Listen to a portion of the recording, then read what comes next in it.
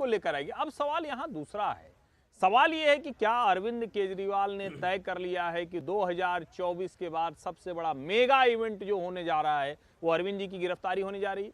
क्या ईडी अपने जो अधिकारी हैं, जो पुलिस होगी, दिल्ली पुलिस ही होगी, उनकी मदद से जब अरविंद जी को जेल ले जाने के लिए पकड़ कर ले जाएगी तो वो एक बड़े इवेंट के तौर पर तैयार किया जा रहा है? जो रेफरेंडम जैसा कराया गया, जो जनता से हाँ या ना सरकार चलाएं या ना चलाएं, वो लोगों को तैयार किया जा रहा है कि हर मोहल्ले में उस तरह से उस दिन प्रदर्शन हो। क्या उस दिन दिल्ली को हम पूरी तरह से क्योटिक होते हुए देखेंगे? अब ईडी को इन सारी चीजों को प्रीएम्प्ट करना चाहिए, यानी पूर्वानुमान लगाना चाहिए, उनको सोचना चाहिए कि अरविंद जी की राजनीति अब किस तरफ जा रही है। क्योंकि मेरा यह मानना है और जो मुझे स्पष्ट तौर पर दिख रहा है कि अरविंद केजरीवाल अब इस अवसर का उपयोग 2024 के पहले पैन इंडिया अपनी पार्टी को खड़ा करने के लिए करने वाले हैं।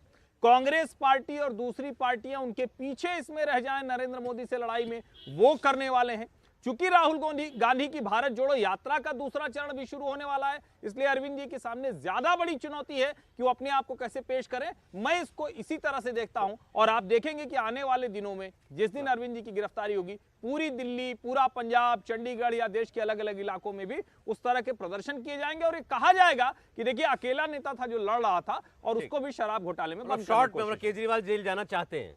नहीं, मुझे अब तो ये मतलब पक्का लगता है, इसमें कोई भ्रम नहीं लगता। राहुल जी देखिए, मैं तो ये मानता हूँ कि कहीं ना कहीं केजरीवाल ने हेमंत सोरेन का पूरा मामला स्टडी करवाया है। उसमें उनको 6 बार सम्मन गए, वो गए नहीं, एक बार वो शायद ईडी के सामने गए हैं और बार बार वो सम्मन जाता है, वो नहीं जाते हैं।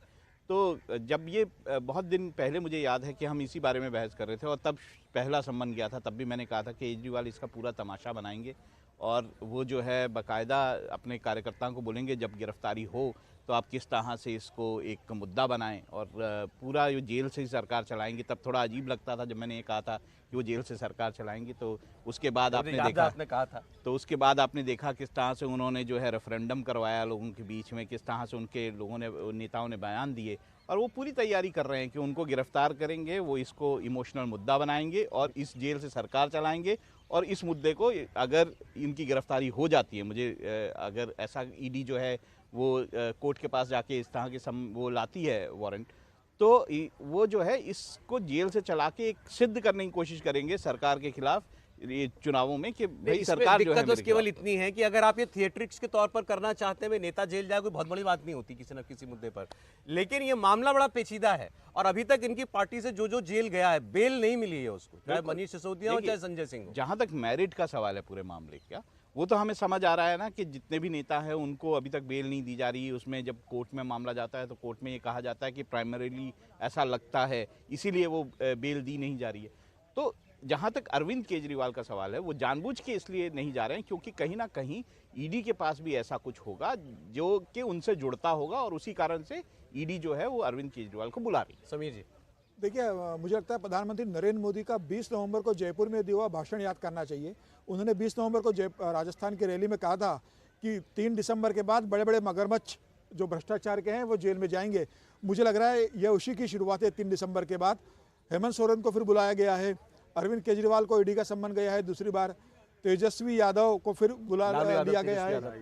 अभी ममता बनर्जी के भतीजे के लिए भी ईडी का नोटिस चला गया, उन्हें भी आना है, उनकी वाइफ को भी ईडी के सामने पेश होना है। तो मुझे लग रहा है ये जितने बड़े बड़े मगरमच्छ है जिन्होंने भ्रष्टाचार करा है उन्हें सबको ईडी के सामने आना होगा। और अरविंद केजरीवाल आज भले ही बच जाए, तीसरी बार फिर बच जाए। ईडी के पास ये भी ऑप्शन है कि अगर आप नहीं आ रहे हो तो ईडी आपके पास सीधे घर आ सकती है आपसे पूछताछ करने के लिए। उसके लिए ईडी को सरकार शहीद बनने का मौका देगी इनको। ये तो अरविंद केजरीवाल के ऊपर है कि वो कैसा शहीद बनना चाहते हैं। मुझे ऐसा लगता है अरविंद केजरीवाल को सीधे ईडी के पास जाना चाहिए और अरविंद केजरीवाल को ये भी ध्यान रखना चाहिए कि संजय सिंह अंदर जा चुके हैं, एक लंबा समय हो गया है, मनीष सिसोदिया अंदर है, तो इन्होंने भी ईडी को कोई पूछताछ की कुछ जानकारी दी होगी। इन्होंने ऐसा कोई क्लू दिया होगा जो सीधे बताता होगा कि अरविंद केजरीवाल को सारी जानकारी में हुआ है। और जो पैसों का हिसाब हाईकोर्ट ने कहा है कि 300 करोड़ रुपए का कोई घपला नजर आ रहा है, हो सकता है उसके अंदर अरविंद केजरीवाल की भूमिका हो। और पार्टी को आरोप बनाने का जो हाईकोर्ट ने कहा था कि सुप्रीम कोर्ट ने कि भाई पार्टी को आप आरोपी क्यों नहीं बना रहे जब पार्टी के पास पैसा गया है, तो पार्टी के संयोजक तो अरविंद केजरीवाल ही है। तो अरविंद केजरीवाल को एक मुख्यमंत्री के रूप में, एक व्यक्ति के रूप में भी और पार्टी के संयोजक के रूप में भी मुझे लग रहा है जवाब देना पड़ेगा। अब अरविंद केजरीवाल के बुरे दिन शुरू हो गए, आज नहीं तो कल मुझे लग रहा है उन्हें जेल से ही सरकार आप कह रहे हैं उनके बुरे दिन शुरू हो गए। हम बात ये कर रहे हैं कि अरविंद केजरीवाल खुद जेल जाना चाहते हैं। नेता तो जेल जाकर के बड़ा हो जाता है ना। नहीं देखिए, बुरे दिन शुरू हैं या कहें कि बुरे दिन ही चल रहे हैं। अगर आप ध्यान से देखिए तो पंजाब का चुनाव अरविंद जी जीत गए, इसके अलावा अच्छे दिन कौन से उनके आए? अगर आप ध्यान से देखें, ठीक है दिल्ली में उनकी सरकार है, लेकिन दिल्ली सेवा अधिनियम आ गया, कानून बन गया है। अमित शाह ने साबित कर दिया कि कौन है बॉस, तय हो गया कि केंद्र सरकार तय करेगी। इसके बावजूद तय हो गया कि अपना जो तय रुख था उसके विरुद्ध जाकर कांग्रेस ने वोट किया। यानी एक तरह से कहें तो भारतीय जनता पार्टी राजनीतिक तौर पर मजबूत दिखती है। अब दूसरी बात जो है, कांग्रेस पार्टी एक दूसरे तरह की राजनीति करती है। अरविंद केजरीवाल सीधे सीधे जिसको कहें कि केओस को एकदम एक्सट्रीम पर ले जाकर राजनीति करते हैं। बीच बीच में कांग्रेस कोशिश करती है लेकिन कर नहीं पाती। अब अरविंद जी को लगता है कि अगर हम ये करते हुए सफलतापूर्वक दिख गए तो जिस तरह की गठजोड़ की स्थिति है उसमें सीट बार्गेनिंग में हमें आसानी हो जाएगी, उसमें देश के सामने जो एंटी मोदी वोट है उसके परसेप्शन में आसानी होगी। और भारतीय जनता पार्टी को लगता है, नरेंद्र मोदी को लगता है, अमित शाह को लगता है, हमारा जो समर्थक वो कह रहा है कि ऐसे सभी लोगों पर कार्रवाई कीजिए, जरा सा भी कमजोरी नहीं होनी चाहिए, जिसको मोदी टेस्ट करते रहते हैं और उसका परिणाम उनको बेहतर निकल रहा है। इसलिए मुझे लगता है कि दोनों पक्ष गिरफ्तारी होनी तय है और ड्रामा भी होना तय है। लेकिन बहुत से लोग ये कहते हैं कि अरविंद केजरीवाल पर हाथ सरकार तभी डालेगी जब वो श्योर हो कि यहाँ से इनकी राजनीति खत्म कर देनी है, कुचल देनी है। क्या ऐसा मौका कहीं आपको दिखता है? नहीं, मुझे लगता है बिल्कुल इससे बड़ा मौका क्या होगा। अगर आप शराब नीति में घोटाला हुआ, शराब नीति में आपका शराब मंत्री जेल में है, आपका एक सांसद जेल में जाता है, जिसके लिए कहा गया कि संजय सिंह की मौजूदगी में उनके घर पर कुछ हुआ। अब अगर सरकार का मुखिया ही है तो वो बच जाएगा, ये मुझे नहीं लगता। अब उसमें एविडेंस अगर न्यायालय के सामने इतने कमजोर है और न्यायालय फिर भी जमानत नहीं दे रही तो ये तो आश्चर्य की बात होगी। लेकिन बार बार न्यायालय की तरफ से जो कुछ कहा गया और जो सबसे ज्यादा महत्वपूर्ण था, जिसकर हम लोगों ने उस दिन बहुत विस्तार से चर्चा की थी, कि न्यायालय ने अगर कह दिया कि एक मनी ट्रेल है जो स्टैब्लिश होता हुआ दिखता है प्रथम दृष्टया, तो इसका सीधा सा मतलब हुआ अरविंद जी से पूछताछ होगी, पार्टी उसमें शामिल होगी, और अगर इसमें वो जेल जाते हैं और लंबे समय के लिए चले जाते हैं तो राजनीति बहुत खतरे में पड़ जाएगी, खत्म हो जाएगी। ये कहना ठीक नहीं होगा। अच्छा, इस वक्त आम आदमी पार्टी की एक प्रेस कॉन्फ्रेंस हो रही है कि मंत्री आतिशी वो प्रेस कॉन्फ्रेंस कर रही है, चलते हैं वहीं। दिल्ली और पंजाब धीरे धीरे आम आदमी पार्टी पूरे देश में फैल रही है, तो आम आदमी पार्टी की इस ग्रोथ को रोकने के लिए, आम आदमी पार्टी की बढ़ती हुई लोकप्रियता को रोकने के लिए, आम आदमी पार्टी के बढ़ते हुए चुनावी ग्राफ को रोकने के लिए भारतीय जनता पार्टी एक एक करके आम आदमी पार्टी के नेताओं को गिरफ्तार कर रही है। चाहे वो सत्येंद्र जैन हो, चाहे वो मनीष सिसोदिया हो, चाहे वो संजय सिंह हो। और आप देखेंगे कि जैसे ही भारतीय जनता पार्टी के नेताओं ने टीवी पे ये कहना शुरू किया कि अगला नंबर अरविंद केजरीवाल का है, कि अब अरविंद केजरीवाल को जेल भेजेंगे, वैसे ही ईडी ने अरविंद केजरीवाल जी को समन भेज दिया।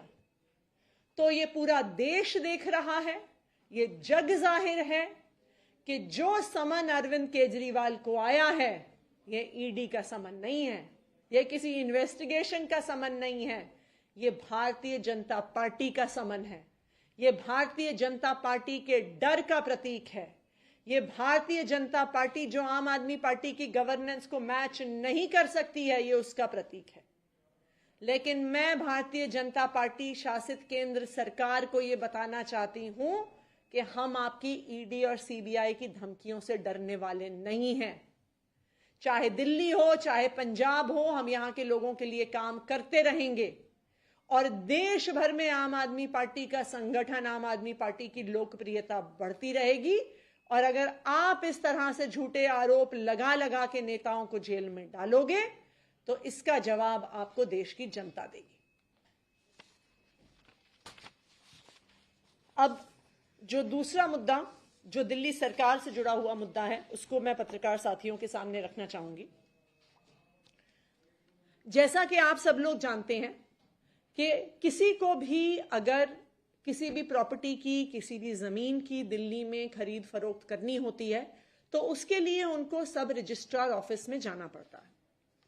वहां पर चाहे प्रॉपर्टी की खरीद बेच हो, चाहे किसी रेंटल एग्रीमेंट को रजिस्टर करवाना हो, चाहे किसी विल के आधार पर प्रॉपर्टी को रजिस्टर करवाना हो, तो सब रजिस्ट्रार ऑफिस में जाना पड़ता है। अक्सर सब रजिस्ट्रार ऑफिस को लेके कई प्रकार की शिकायतें सरकार के पास आती हैं।